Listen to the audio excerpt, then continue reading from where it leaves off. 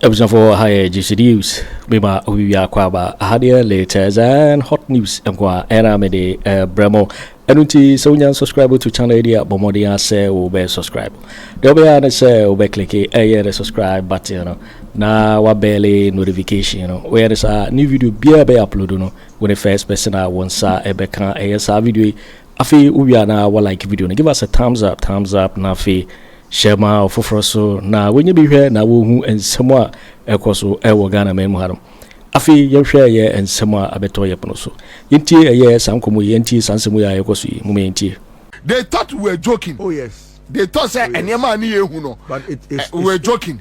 Anyway, it's all good. Anyway. So Kwabena, that is that. But me who say penny4. Yeah, so for not where the me the bejes or say a bracket to who a bracket here. No, but maritime when then car me and come to me the best mami nubi. So for woman 2 minutes. Woman only 2 minutes. Maritime. So because there is some road to be and me who say company no omode eye temamoto we na ma no. Yeah. Yaw eniem free mu ba no. Easy. Ow.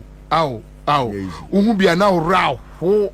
Easy. Maripoma Enterprise Limited. Yeah. Eniem free mu ba no. Uhu bia you ask yourself say are they what so happened? There 5 companies now stretching so. What they Tróuble? Ne ye be hunu enipa kura 5 no ye ne dia. What they Tróuble? But with this company Maripoma Enterprise Limited, you'll be shocked. Okay, Kwabena. Anyway, in brief, just so that I don't waste much time. Me wo asem kakra bi am person the to a transition committee no. Yeah, omo atie no. Titu ne omo wo on the side of abanya John Mahama ebedi animu no. Enim. Kwabena, Ghana Maritime Authority jumeku a Ghana Mindia na nse ye beto abani mu honom no be se from August or ye shall say ye exposés bi about chronosemo a papa penia otie adwam ora Thomas Kofi Alonsi oye na Kwabena obeka say one of the companies are na almost omone na sign contract say or kwakoye vehicle traffic management information system VTIS say ura Mahama pension the Ministry of Transport and Interior and the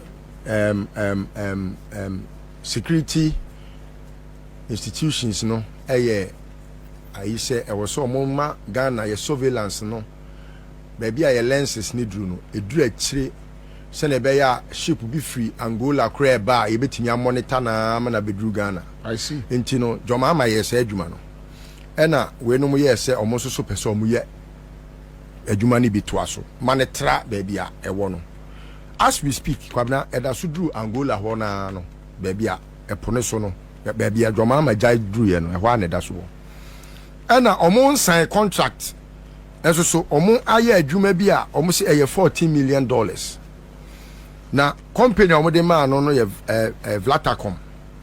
Vlatacom ni a Serbian company me body na ya na mo me emfa ya adwen kwa akire Serbia company Vlatacom ena Thomas Alonsi no as at the time Kwabena ye de assembly betu dwa enam so ma ye de come as special prosecutor no so be kai a na we share 60% of the money no ama that company na international company no Kwabena, such contracts are supposed to go through parliament because once it's an international company it was a Parliament of Ghana and it may essentially undertake that job. The contract sum near $14 million. Kwabena, there has been no work done because there's no work done not even say yakoto ebia 1 wire wire no ne tenten ye bia half an inch kura say ye de kwa kotoa bibi so there has been no work done. So these issues no ye mean say my documents be there are so many and now you have further documents that we have further documents now because of time in any no, I would want us to refrigerate it for today. Yes. But just so that better to say man kwa amfa bi amano. Bebre wa ha. Okay. $14 million no. Afi wa ko tria the last $4 million na aka no. We tria no October this year ya oko your friend say election no. Etu sa ni video na ocheche ska wo ne constituency na ska no $4 million no.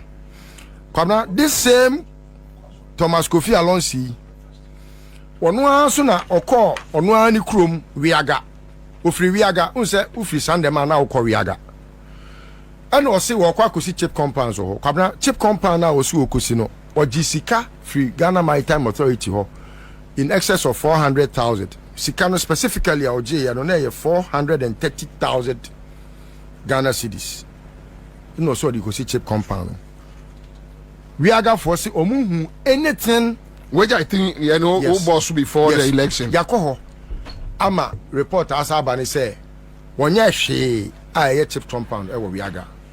The last but not the least say oche hinenum sika ne de ni nyina yabobo so but the last but not the least e de be wie no me pese transition committee no ebe matabono akoto eye Ghana Maritime Authority no so because we o ma free IT company bi say on system na omode ye accounts na we yiska na show say ye yiska we ye de ko ha no omo pese omo ba saade no IT company no emra me pepa data na e wo so ni nyina se na be ya wo ko se wo kwa kotreli your friend say omo boni omo ya unhu hwe wo so na unfortunately no minim IT nimu na me makwa akoboa enti me sre eye transition committee ne say on the side of the NDC say omo nine emo omo to enko Ghana Maritime Authority na omo konko bo eho ban emma IT company bia enko paper eye bone na omo ha ya na ya mekan no and we hope say NDC for make sure say nkrofo no embo cover ups bia yes yire womo from various offices to offices. No ma can't say we need document. How do you prosecute somebody? Okay. We don't want to hear that thing. Intina ye catch up say omo team no omo committees no we hope say they are working and they are on them. Yes. Me tears is here obi sending me message from airport. But obi ya to abama no within 1 week only 2 weeks crown you don't worry the person too much because near cost or other places no and near cost or other offices no minim at the current year and we know be adim come say your mommy to me be a semen conquer bia and just will be a they should have vet their minds to one thing say every citizen of Ghana has the right to protect every state property.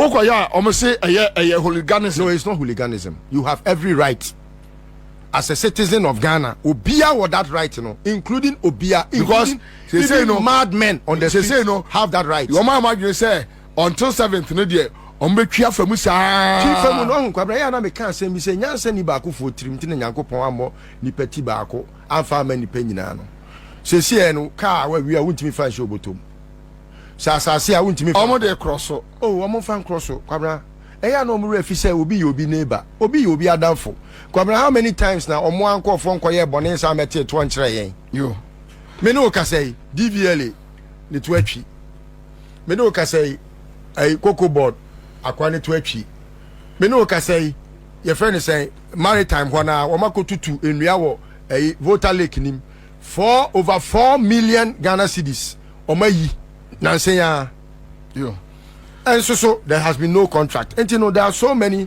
things that ekoso now I thank God say enyoma ekoso ni nyina no Kwabena it's not hidden in the public because enye CEO na koyeye osuma obi wo wa ye soma kro na nano so eduru aboboa no me da say na papa beko no yes so Kwabena say bi duru ba bi akoko nto bedwam but papa ye mu bi ye hwemo from a distance even though eche ye ni mu be ye ebedi nkita ho no na mu ye nkranhye isan say ye koto about 2016 no wan fa hinta oman no yes ugina Ghana fo nyina na mu se owura Mahama nkogina home na okoye nsoso no wan fa hinta oman ne se ono no ye papa chen de oja na chima no nipa omo na ase de ma no edoso na ye nyina ya kan ase da bom de konyame anim medase na ye gidi se ye namoso ekonyame anim a obetie ye mpaibo dase mpae a wo boye ni nyina mu obi okura nko beka se nyame na me koku me ho ama me man na so no ni nyina mu no ugina mu eye de esefata nti ebia na opani to nkra ne mane yen yesu ye ka bia ewo mu sabi momfa ne te se mayo man adwuma na emu mpaebɔ ni mu nhira ebeba no yo man ni nyina dia nokore owura Mahama dawase awo dawase party NDC fo eja kwabra obi bia sabi impeduasa obeka se about spirituality enim bia no na ompese obeka nyame mu nokre bibi bia wo wiase bia anya about wonko kwabra ye betena studio high we were spiritually prepared before we came here. Sure. Whoever makes a step, a move, an action, whatever your decision or your inaction is backed by a spirit. It's possible say be a spirituality and niya hoden and I say wa hoden bibi bia wo wiase bia no spirit techre kasa ye kasa Yesu emre bi okan ewo Yohani sempa etre miensa yimu eduosia miensa John 3:63 or say the words I speak are spirit and life. Now if you want to believe say words are spirit and life, ada jo Mahama Ghana for eto abetia no no okofie kabra or your speech be a very powerful speech. Now oftentimes in my closet I take time to listen to it. Sa speech now kanya o che nyuma waye otchere emfaswa na ban de ama on my Ghana. He was accounting to the people. And what can be say posterity will judge him, will judge his work.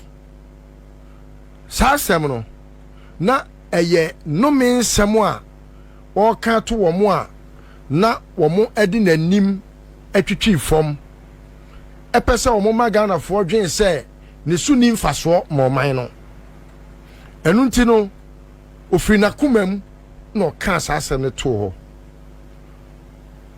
ebia na adwim no nyese obodua na mpanifo se ka hyen kodu emesum ento da eye kasa ye ka editia otamfo esan say waka bibia waye di opeye bia ma I got to a pointer kwabra na djuma na oye no any the backlash na eba no na kwete say na brabo na ebo no eye too strange say e was say obi yi ne yema som ne man a ne manfo betimi atwe na bo so saa na odwere ho a ensi oye terminal 3 oye your friend is saying kejetia na ma oye no na ma ro mo pa wo mo to ase je say wo dwe ho a nyoma na ekoso no wo man anim no spiritually no unti ase at that time asofo bi number bi eki kansem hunu de wanyiri wo mu a ne tiri ho afu dwene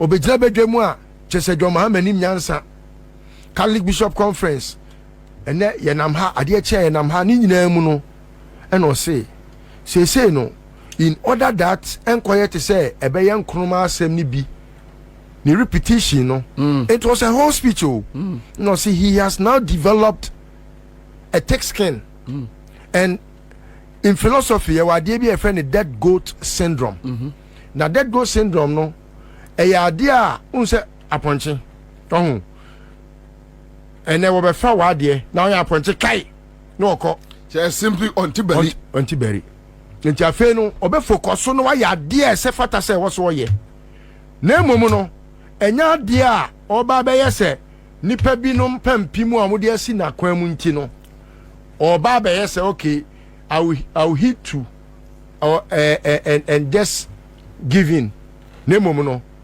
oye focused no oye na adwuma afedie go tadane odwan ne Ghana edinam odwan funu wo so ye odwan funu ani atenie bebre kwabra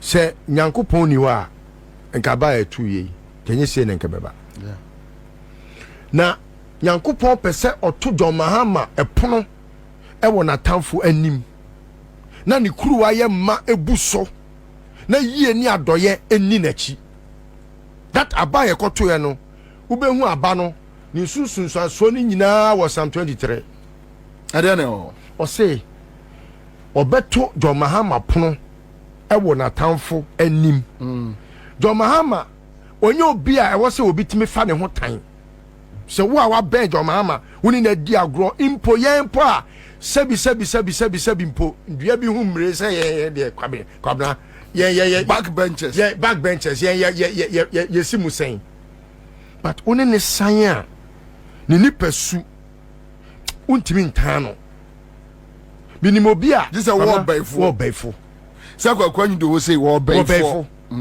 Kwaku ba ko war bayfo bayfo tese Kwaku Addo prema war bayfo Bawumia onya Kwaku wa bayfo what you say oh war bayfo an our time Mahama because so nim John Mahama papa kwabna ena wo hwe ne ma no senior efie ho 40 a kwabna there is none an any brade no omo nye omo a ebi a wo say me oni wo pribibi ho obe ja wa ma wo kura wani ewu they know their worth and they know their path. They are not a family sebi nenka papa no tio abra na odo afuo Ghana ha no kwabna na ni sesu ni Ghana ha o there was no rice farmer in this country na the farm etese John Mahama papa he was the biggest farmer in this country onu na na ofidi Ghana ena ne ma hwe even with different mothers crown they don't believe in segregation. They don't believe in, they are always united. Even when Sebio they are able to mend themselves together all the time. Omumpo eneche edombe fie. He obi owo fie wa kwamna say anka nche opa say we enye busuani a wu da. They will never tell you. Anyway. Enti baby ana efri ba no na enyankopon ene opese ode aniwuo bi eto John Mahama atamfo eso na ede ne ba ye kwabna ya ba ye koto ye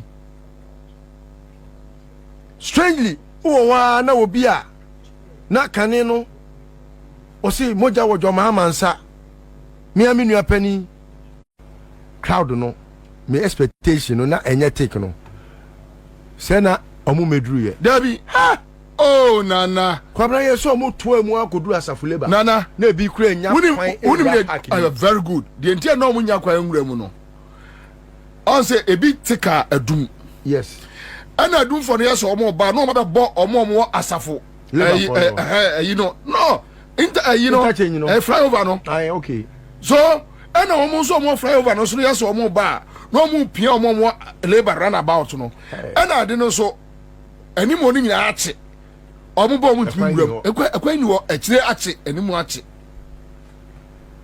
endi edru ba bi ni se kofubu ache ene omu kwo work there so oja omu no omu de na siren effect de ne ba because also be nantia untimi ma there is no way untimi ma enti contrary to the discussion hwe nana asema mama mfa we nso so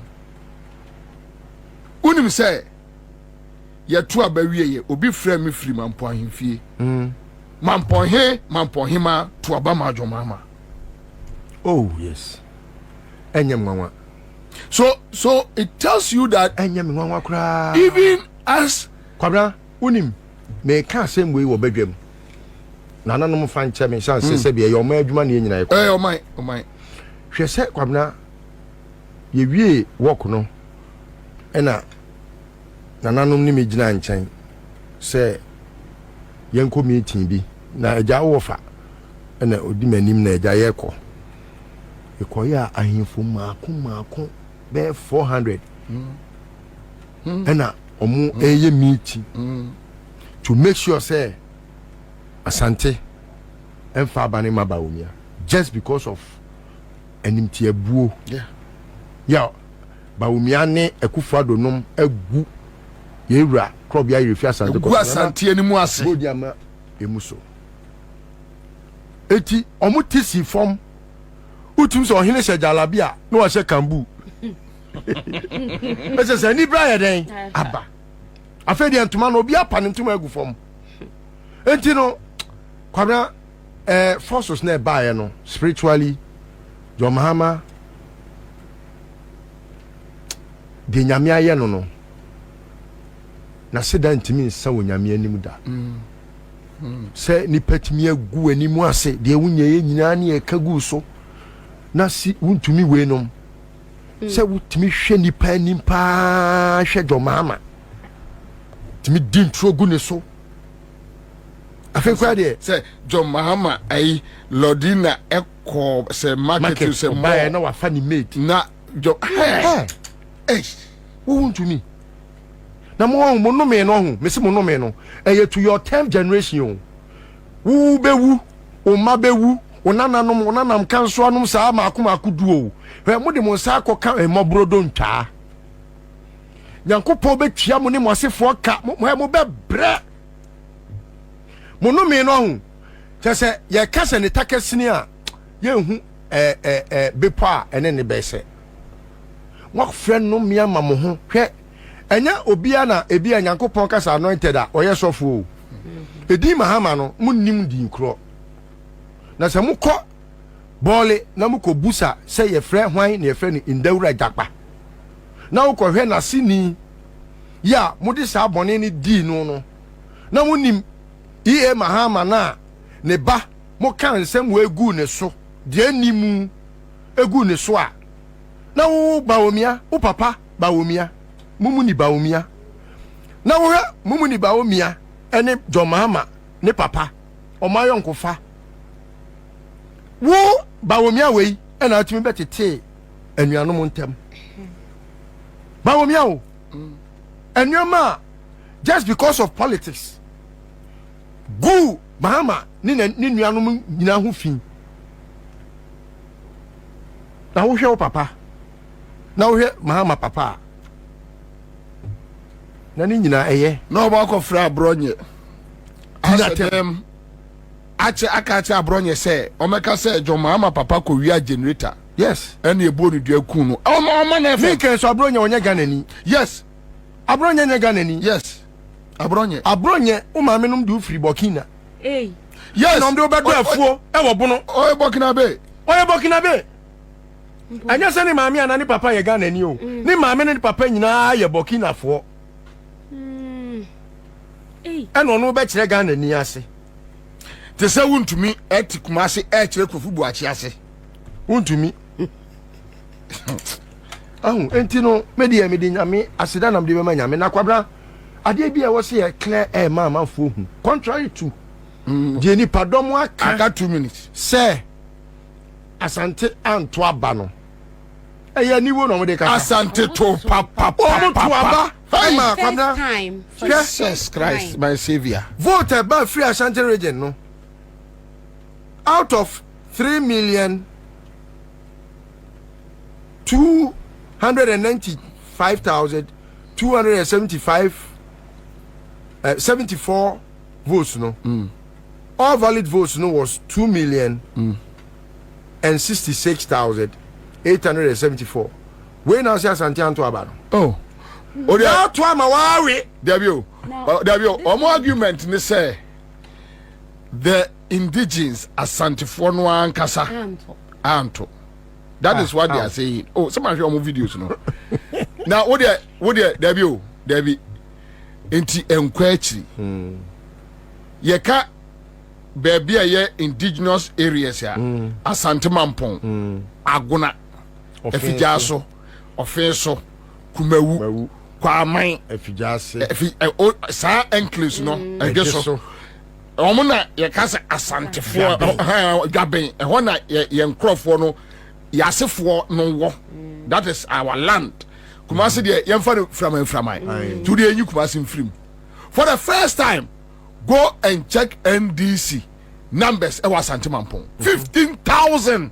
Can you imagine? Go and check. Asante Mampong. Are you for at war? Are you Kawuri for at war? Kawuri for an Mampong. In the Asante Mampong for Antwaba. For the first time, go and check Asante Mampong figures. Anyway, Nana, me pacho maritime issues. Now, man for sending me messages. They are interested. Yes, and they hope say unfa and come. No. I will not do that ever. Yeah, my congratulations. But Papa's message, you know. Yeah, Papa's message, you know. Bro, for try just a wow, okay. And yeah, my man try send it to me. Wontumi try why the free baby my many problems. The Papa need Papa need Papa feel. Wontumi try why the hail the illustrious President John Dramani Mahama. The epitome of visionary leadership and the embodiment of unwavering dedication to the noble ideals of democracy.